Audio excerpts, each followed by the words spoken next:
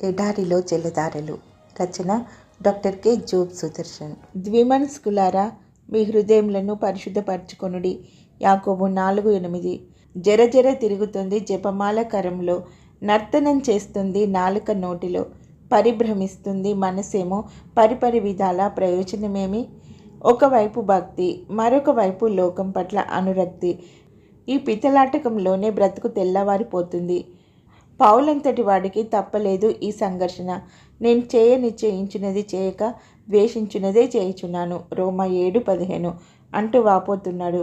అయితే యేసు ప్రభువులో నూతన సృష్టి అయిన వారికి ఈ వైరుధ్యం ఉండదు. నీటి బుగ్గలో ఒక్క జల నుండియే తీయని నీరును చేదు నీరును ఊరునా? యాకోబు 3:11.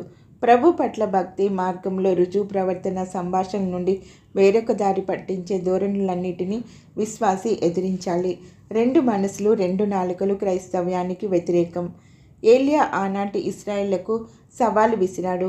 ఎన్నాళ్ళ మట్టుకు మీరు 2 తలంపుల మధ్య తడబడుచుందురు? యెహోవా దేవుడైతే ఆయనను అనుసరించుడి, బయలు దేవుడైతే వానిని అనుసరించుడి. రాజులు 1 గ్రంథము 18:21. విశ్వాసి స్థిర నిశ్చయం చేసుకో, దేవుని పక్షం ఎంచుకో. మత విధానాలన్నిటినీ ఒక పక్క పాటిస్తూ దైనందిన జీవితంలో లోకం తీరును అనుసరించడం దేవుడు మెచ్చడు. ఆయన్ను వేడుకో, ఆయన నీకు ఏకాగ్రతను స్థిరత్వాన్ని ప్రసాదిస్తాడు, ముక్కుసూటిగా నడిపిస్తాడు.